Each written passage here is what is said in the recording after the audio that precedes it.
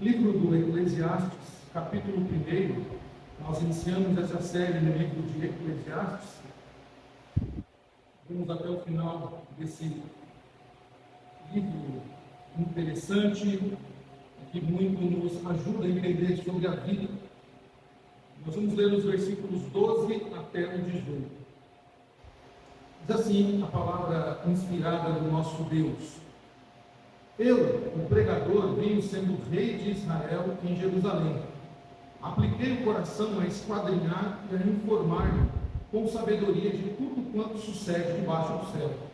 Este enfadonho trabalho impôs Deus aos homens, aos filhos dos homens, para nele os afligir. Atentei para todas as obras que se fazem debaixo do sol, e eis que tudo era vaidade e correr atrás do vento. Aquilo que é torpe não se pode endireitar, e o que falta não se pode calcular. Disse comigo, eis que me engrandeci e me sobrepujei em sabedoria a todos os que antes de mim existiram em Jerusalém. Com efeito, o meu coração tem tido larga experiência da sabedoria e do conhecimento. Apliquei o coração a conhecer a sabedoria e a saber o que é loucura e o que é estultícia. E vim a saber que também isto é correr atrás do vento, porque na muita sabedoria há muito enfado, e quem aumenta a ciência aumenta a tristeza. Somente até aqui, oremos mais uma vez, meus irmãos. Santíssimo e eterno Deus, glorificado seja o teu nome, Senhor, pela tua palavra, que é viva e eficaz. Neste momento, Senhor, queremos ouvir o Senhor falar conosco. Queremos que a tua palavra penetre ao nosso coração e no mais profundo do nosso ser, para que ela, Senhor, somente ela, faça o efeito a qual é necessário, para nos transformar, para nos aconselhar, para nos exortar, para que sejamos a cada dia mais parecidos com o teu Filho e nosso Senhor Jesus Cristo.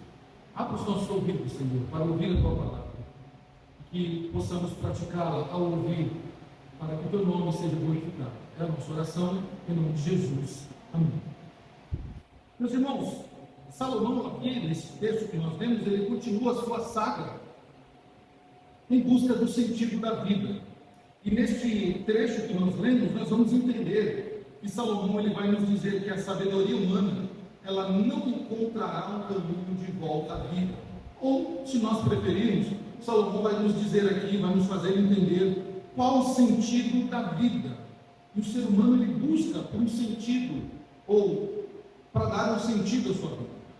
Francis Schaeffer, um escritor cristão reformado, ele escreveu essas seguintes palavras: todos os homens têm um desejo de transcendência, um desejo de significado.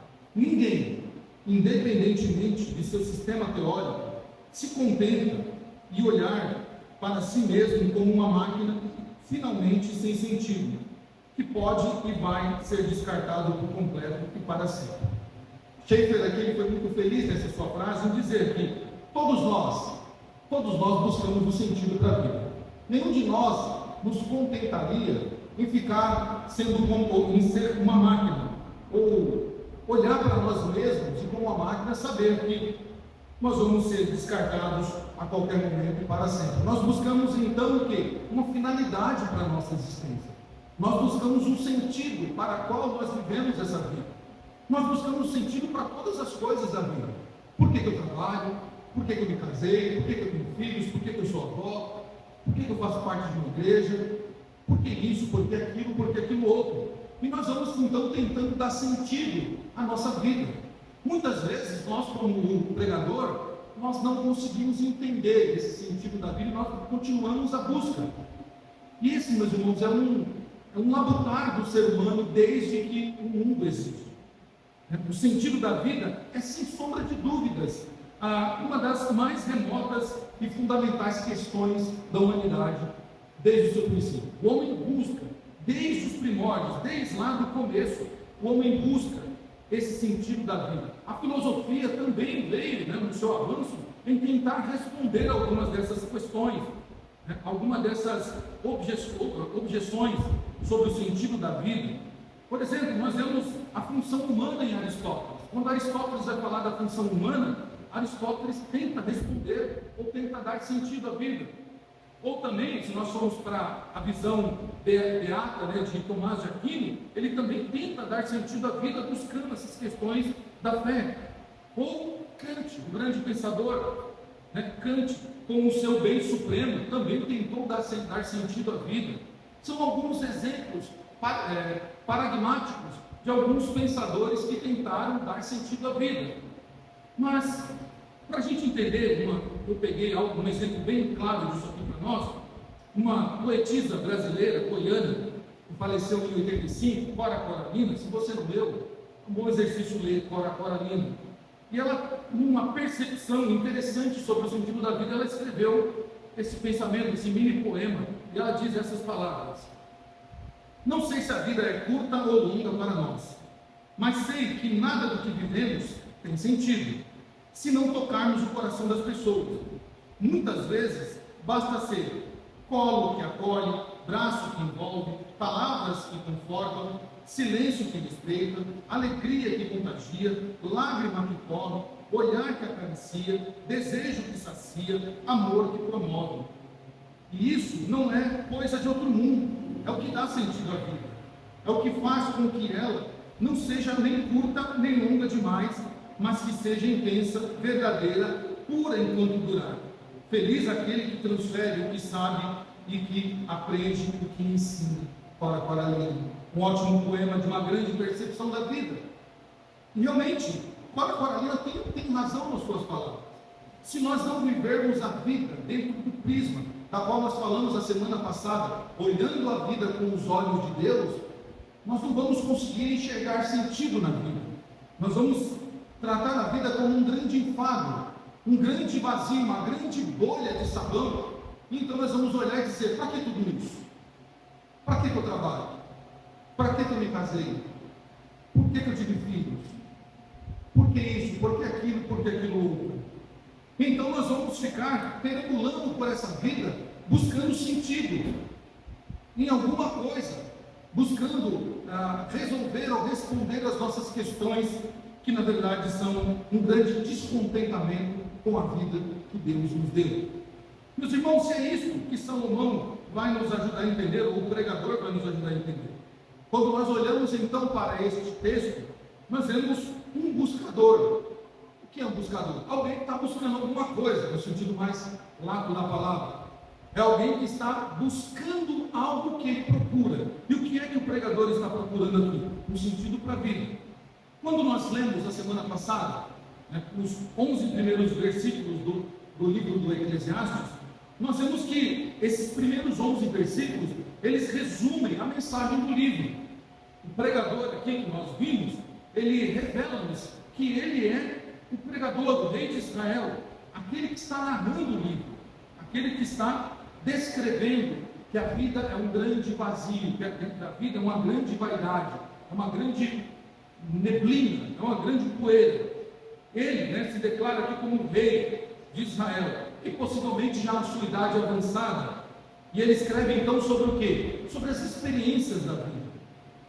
Ele escreve sobre essas experiências para dar sentido, para dar conselho, melhor dizendo, aos seus filhos, e principalmente aquele que ia herdar o seu reino após a sua morte, Roboão. Então Salomão, ele usa-se, e de fato é Salomão um escritor, ele usa da sua experiência para descrever isso e para deixar conselhos para a próxima geração. O escritor do livro de Eclesiastes, ele fala em termos biográficos, ele vai narrando a sua biografia, ele vai narrando o que ele fez, o que ele buscou, aonde ele errou, e ele vai então descrevendo a sua própria biografia, a própria biografia deste homem. Ele está escrevendo as suas experiências. É como se eu e você contasse para os mais jovens, aqueles que são pais, contassem para os filhos a sua história de vida. Você vai estar fazendo o quê? Uma narrativa biográfica. Você vai estar contando as suas experiências, mostrando que se nós não vivermos uma vida com sentido, ela vai ser desperdiçada e vai se tornar então enfadonha e sem sentido. Já no versículo 12, meus irmãos, a partir do versículo 12 até o 18, nós vamos ver o pregador agora num outro sentido. O reverendo Hernandes Dias Lopes, ele diz que nesses dois blocos do primeiro capítulo, ele enxerga, no primeiro, do versículo 1 ao versículo 11, ele enxerga o pregador como um filósofo, como um historiador, alguém que está contando uma história. Mas já na segunda parte do versículo 12 ao 18, o reverendo Hernandes diz que agora nós vamos ver um filósofo, alguém que está filosofando sobre a vida, alguém que está divagando, alguém que está tentando entender a vida que ele viveu. E parece que faz sentido essa divisão, parece que faz todo sentido esse olhar filosófico para essa segunda parte do texto de Eclesiastes, porque nós vamos ver isso, o buscador, Salomão, o rei de Israel. E quando o pregador aqui, ele coloca essa descrição, ele pretende realmente se mostrar, se revelar quem ele é. O coelê, o pregador, aquele que está pregando para o público. Sempre lembramos que nós falamos, né? O título do livro, no hebraico, lá, pregador, coelê. O Eclesiastes, ele vem do grego eclesia, igreja. Então, é o pregador que está pregando para a sua congregação, para a sua assembleia. E então, o escritor, ele quer deixar bem claro, quando ele já inicia dizendo, eu quem? O pregador. Venho sendo rei de Israel em Jerusalém. Então, meus irmãos, nós vemos aqui que ele, o pregador aqui, fala para a sua assembleia, fala para o seu público, fala para aqueles a quem ele quer deixar as suas experiências de vida, aquele a quem ele quer deixar um legado, ou quer aconselhar. E o fato, meus irmãos, aqui, do tempo verbal, fui rei de Israel, nos dar a entender aqui que ele está no passado, nos diz então que ele está escrevendo, provavelmente, já nos seus últimos dias de vida, já no final da sua vida, na sua idade já avançada, o trono será passado para o seu filho Roboão, então por isso que ele já usa o verbo no tempo passado. Eu, o pregador, fui rei em Israel, tá? Para deixar bem claro. E ao escrever o seu ponto de vista através da sua idade, das suas experiências, ele está então contando uma história daquilo que ele viveu, daquilo que ele aprendeu. E nós vamos ver isso nessa busca do pregador. E essa busca do pregador começa então no versículo 13 em diante. No versículo 13 até o 18, nós vamos ver a busca desse pregador. Versículo 13 a 15, meus irmãos, acompanhem comigo aí. Olha a busca deste homem. Apliquei o meu coração a esquadrinhar e a informar-me com sabedoria tudo quanto sucede debaixo do céu.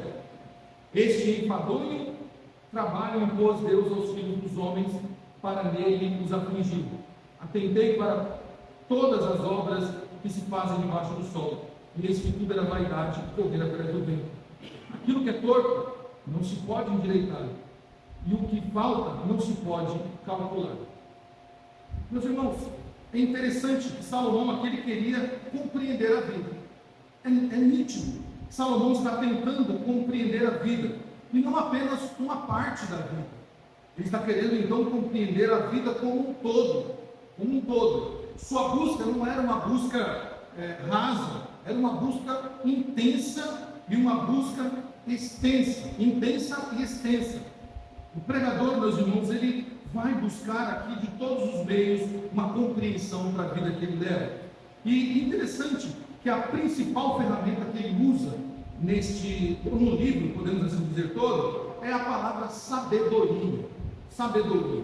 E este termo, meus irmãos, que vem da palavra hebraica Kokmah, esse termo que vai aparecer aproximadamente 29 vezes, tá? 28 ou 29 vezes no livro de Eclesiastes, é uma das palavras-chave do livro, sabedoria. Tá? Sabedoria. E esse Kokmah, foi essencialmente para que tivesse credibilidade aquilo que ele vai falar, porque ele não intenciona falar de algo superficial, ele não intenciona falar de coisas que vagueiam na sua cabeça ou de achismos, mas ele está falando de uma sabedoria, ele está trazendo então o conhecimento que ele adquiriu durante toda a sua vida.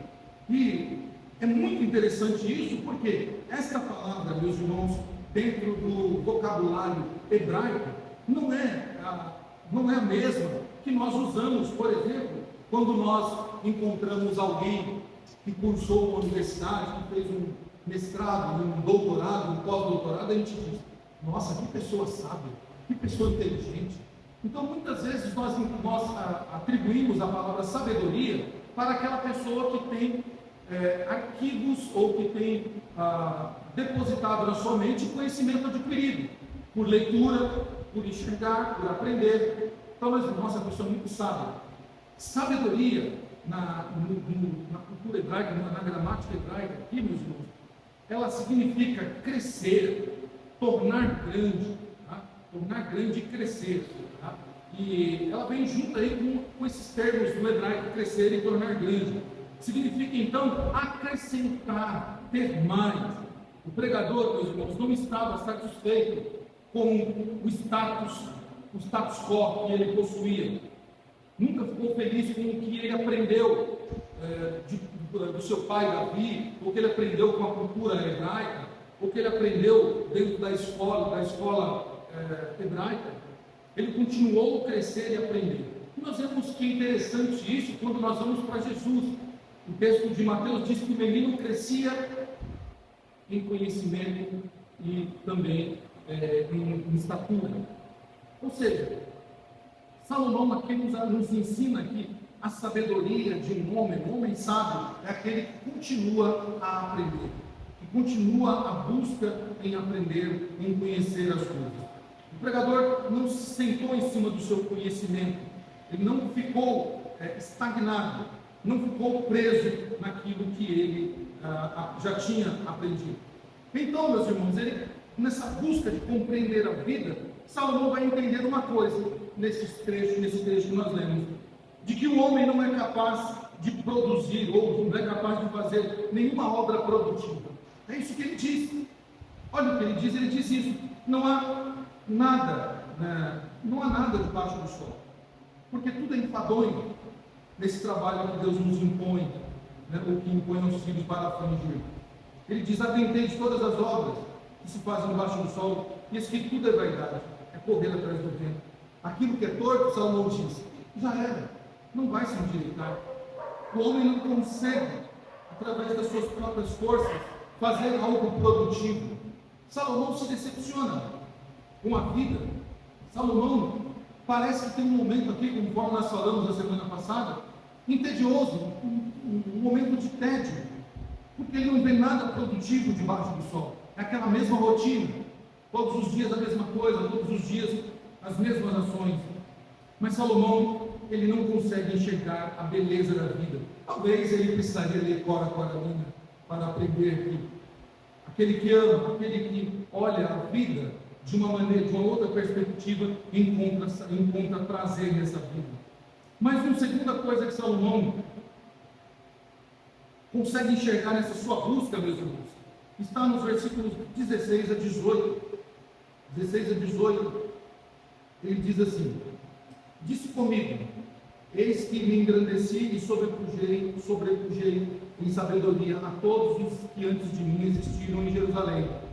Com efeito, o meu coração tem tido larga experiência da sabedoria e do conhecimento. Apliquei o coração a conhecer a sabedoria e a saber o que é loucura e o que é estultícia. E vim a saber que também isto é correr atrás do vento, porque na muita sabedoria há muito enfado, e quem aumenta a ciência aumenta a tristeza. Salomão descobre aqui que o homem não consegue utilizar a sabedoria para o seu benefício próprio. Nessa sua busca de dar sentido à vida, de olhar a vida com um sentido, ele descobre que o homem não consegue utilizar a sabedoria para benefício próprio. O pregador, meus irmãos, o pregador havia então percebido muita sabedoria e ciência. Ele havia recebido isso. Se a gente for voltar nos textos do período de Salomão, a gente vai ver que Salomão se destacou em sabedoria. Salomão se destacou chamando a atenção de todas as nações pela sua sabedoria. Sua posição como rei deu a ele então a oportunidade de testemunhar a sua sabedoria, de transmitir a sua sabedoria. Ele afirmou, meus irmãos, que havia se tornado grande, e ele narra isso, né? Ele havia se tornado grande e crescido em sabedoria. Porém, meus irmãos, Salomão, ele não consegue olhar para a própria história e enxergar a vida de uma outra perspectiva. Ele buscou a sabedoria, buscou o entendimento. Foi dado a ele esse entendimento que sobressaiu a todos os da sua época. Não havia alguém mais sábio do que Salomão. Não havia alguém que se destacasse em inteligência a Salomão. E não é só a inteligência de governar um reino contra os seus inimigos. Até porque o reino de Salomão foi quase um reino de paz. Mas Salomão, ele tinha habilidades, meus irmãos, que se destacavam. As construções que Salomão fez, os enfeites que Salomão colocou no palácio, a própria casa na floresta que Salomão fez, a casa real, a casa das suas mulheres, né? A roupa dos seus funcionários, do seu exército, nas suas negociações com as nações vizinhas, Salomão impressionava diante da sua sabedoria. Salomão, ele não se atentou para isso, e ele entendeu que a sabedoria que ele tinha não dava sentido à vida também, que ele não conseguia usar essa sabedoria em benefício próprio, porque de que adiantava ter tanta sabedoria e não conseguir usar isso para o benefício próprio? Meus irmãos, o que Salomão está tentando nos ensinar aqui é que uma sabedoria que não é usada para a glória de Deus, ela é vã, ela não tem utilidade, e ela não dará sentido à vida mesmo. Por isso que ele diz: apliquei, né, o coração em conhecer a sabedoria e saber o que é loucura. Salomão procurou conhecer tudo, conhecer os dois lados da moeda, aquilo que é bom e aquilo que é ruim no mundo. E essa descoberta de Salomão pelo lado ruim talvez o decepcionou, talvez o fez enxergar a vida de outra maneira. Se nós pararmos para pensar, meus irmãos, hoje nós vivemos na época da velocidade das notícias. Se acontecer algo agora, nesse exato momento, em qualquer lugar do mundo, uma catástrofe, uma grande notícia aqui, que seja relevante, em questão de segundos nós recebemos ela no nosso aparelho. E então nós olhamos lá, aconteceu agora, instantaneamente nós conseguimos acompanhar os desastres, as desgraças, as catástrofes dessa vida. Em questão de milésimos de segundo nós temos essa informação que vai nos chocar com certeza, que vai nos fazer talvez derramar lágrimas. Hoje não há mais distância que nos separe. Então nós somos a geração que temos a disponibilidade de todo o conhecimento. Todo conhecimento nós podemos ter acesso a ele. Salomão, ele nos ajuda a entender que se esse conhecimento não for para a glória de Deus, então nós não vamos conseguir utilizá-lo. Não há sentido na vida para isso. Meus irmãos, Salomão, quando escreve isso, nós precisamos lembrar que Salomão, ele iniciou bem o seu reinado. Ele iniciou muito bem o seu reinado, agindo como Deus queria. Mas em certo momento da vida, o coração de Salomão se tornou soberbo, talvez pelo seu status de sabedoria, talvez por tudo o que ele possuiu. E então Salomão desviou seu coração do Senhor, fazendo a vontade das suas mulheres, trazendo para o reinado de Israel todos os deuses das suas mulheres, os deuses de Moabe, os deuses da Filístia, os deuses do Egito e das mais nações variadas com que Salomão das suas esposas com quem Salomão casou. Salomão trouxe então para Israel todo tipo de maldição da qual Deus havia dito que o povo não deveria trazer. Salomão não foi sábio. É tão estranho falar que o sábio não foi sábio. Pois é, Salomão não agiu com sabedoria quando então ele permitiu que suas mulheres desviassem o seu coração da presença do Senhor. E esse Salomão que escreve isso, meus irmãos, talvez ele esteja olhando para a própria história dele. Ele esteja olhando para a sua própria história e vendo que a sua família estava totalmente perdida, dividida, porque havia uma disputa entre os seus filhos para ver quem reinaria no seu lugar. Suas esposas brigavam entre si para ter o privilégio de esposa principal. Salomão já havia tido algumas perdas importantíssimas na sua vida, e então ele escreve isso, talvez olhando para a sua própria vida, uma vida sem sentido, uma vida que não muda. Salomão deve ter olhado para tudo o que estava acontecendo ao seu redor e dizendo: uma coisa ruim que aconteceu, ela não pode mudar. Mas, meus irmãos, o que a palavra de Deus nos ensina é que, se nós buscarmos a verdadeira sabedoria, buscarmos aquele que foi mais sábio do que Salomão, aquele que superou Salomão, então nós vamos achar sentido na vida. Ele disse em João 10:10: eu vim para dar vida e vida com abundância. Ele veio para dar vida com abundância. Se nós olharmos com o prisma de Salomão, nós vamos olhar, por exemplo, como Salomão diz aqui nos versículos 13 e 14. No 13, Salomão olha para a vida debaixo do céu, e no 14 ele olha para a vida debaixo do sol. Ou seja, Salomão está olhando na horizontal. Ele está olhando para as coisas dessa vida com um olhar horizontal. E nós somos convidados a olhar para essa vida com um olhar vertical, olhando para o Senhor, para que então tenhamos sentido na vida. E aí nós vamos perceber que aquilo que está torto se endireita com Jesus. Se é um drogado, ele pode deixar de ser um drogado. Se é um alcoólatra, ele pode deixar de ser um alcoólatra. Se é um adúltero, ele pode deixar de ser um adúltero. Se é uma prostituta, ela pode deixar de ser uma prostituta. Não há nada torto nessa vida que Deus não possa endireitar. Não há nada nessa vida que Deus não possa fazer novo, se nós olharmos para aquele que é mais sábio do que Salomão. E a razão, meus irmãos, humana, só pode nos levar a um ponto certo, só pode nos levar a um caminho certo, se nós olharmos com o prisma que as Escrituras nos ajudam a entender. E é por isso, meus irmãos, que Deus, o nosso Senhor, Ele diz que não devemos nos gloriar na nossa própria sabedoria. É isso que Ele diz no texto que nós lemos na liturgia de Jeremias 9. Não se glorie o sábio na sua sabedoria. O que se gloriar, se glorie nisto, em conhecer e saber que eu sou o Senhor. Se nós nos gloriarmos na nossa sabedoria, acharmos que o nosso conhecimento nos levará a algum lugar, então nós vamos errar o alvo. Mas nós devemos nos gloriar em conhecer e saber que o Senhor é Deus. No Novo Testamento, meus irmãos, Deus ainda estende esse pensamento, vai um pouco mais longe. Ele diz que Ele destruirá a sabedoria dos sábios, escrevendo isso na carta de Coríntios, capítulo 1.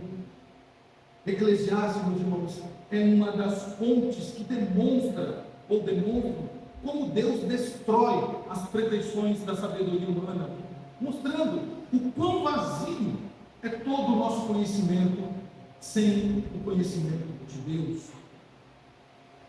Mas, uma boa notícia, Deus não nos entrega ao desespero. No fim da nossa busca, meus irmãos, Ele vem ao nosso encontro, Ele vem na nossa direção, Ele vem ao nosso encontro na pessoa do seu Filho Jesus Cristo, para nos resgatar, o qual as Escrituras descrevem, lá em 1 Coríntios capítulo 1, versículo 24, como a sabedoria de Deus. A sabedoria de Deus. Jesus, meus irmãos, entrou na vergonha da nossa vida. Jesus entrou no vazio da nossa vida. Jesus entrou nas bolhas de sabão da nossa vida, para trazer a nós sentido à existência. Ele não só entrou na vergonha da nossa vida, mas Ele entrou nesse mundo caído, a fim de nos mostrar a maneira mais sábia de viver esta vida. O caminho que Ele nos proporciona é o caminho da fé, no qual nós podemos confiar que Deus é fiel o tempo todo, e possamos viver dentro dessa fidelidade de Deus, um caminho de esperança, no qual nós vamos olhar para frente e não olhar para trás, como fez o pregador, nós olhamos para frente, para aquilo que Deus preparou para nós no futuro. E o futuro que Deus nos preparou é o caminho do amor, é o caminho da felicidade, é o caminho do gozo eterno, no qual eu e você, meus irmãos, nos encontraremos sentido na vida e viveremos eternamente uma vida com sentido, porque nós descansamos na sabedoria de Deus. E então nós não viveremos essa vida mais para nós mesmos, mas nós viveremos para o outro, para que assim nós entendamos o que Deus quer para nós nesta vida.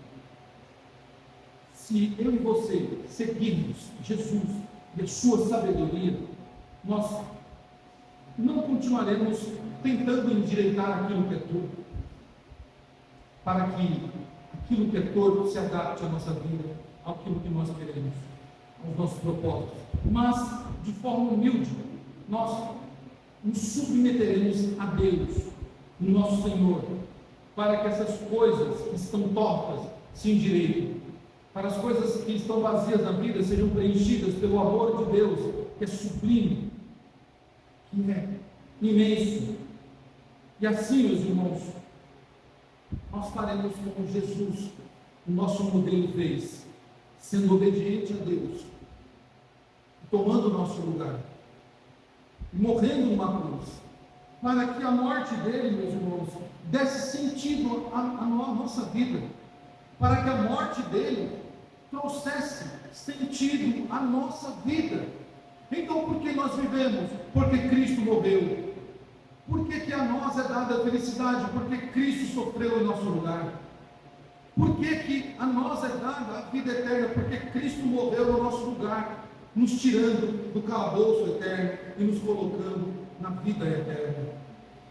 Meus irmãos, Cristo deu sentido a uma vida que era vazia, que era uma vida tediosa, que era uma vida que não tinha realmente motivos para eu e você se alegrar, em que nós achamos o que é certo e errado, em que nós achamos que as decisões que nós tomamos são as melhores. Era uma vida como bolhas de sabão, neblina, que quando você olha para ali, daqui a pouco você pisca o olho e já não está mais. Cristo Jesus entrou na nossa vida, entrou nesse mundo caído, para que a nossa vida fosse colorida, para que a nossa vida tivesse sentido. E então nós podemos finalizar como o pregador finalizou ao final da sua escrita, ao final da sua busca, quando ele, no capítulo 12, ele diz isso, né? Ele faz um belo resumo de tudo, dizendo que nós devemos temer a Deus e guardar os seus mandamentos. Temer a Deus e guardar os seus mandamentos é o que nós devemos fazer, é o que nós devemos praticar para que a nossa vida tenha sentido. Busquemos por isso, meus irmãos. Busquemos pelo sentido da vida na sabedoria do nosso Senhor e Salvador, Jesus Cristo. Vamos orar? Obrigado, Senhor, pela tua palavra que é viva e eficaz. Palavra esta que nos anima, palavra esta que nos fortifica, palavra essa que dá sentido à nossa existência. Obrigado, meu Deus, por nos amar. Obrigado, Senhor, por fazer da nossa vida uma vida com sentido, uma vida com um propósito, uma vida que não é vazia e que não é como bolhas de sabor. Obrigado, Senhor, porque o Senhor que nos ama, o Senhor que quer um futuro melhor para cada um de nós, faz-nos entender isso e faz-nos buscar a verdadeira sabedoria que está em Cristo Jesus, o nosso Senhor. Obrigado por essa noite, obrigado por este dia, obrigado por essa semana que se passou e por essa semana que se inicia, Senhor. E que possamos continuar firmes em Ti, glorificando e exaltando o Teu nome. Leva-nos em paz nossos lares, é o que nós pedimos, Pai, em nome de Jesus. Amém.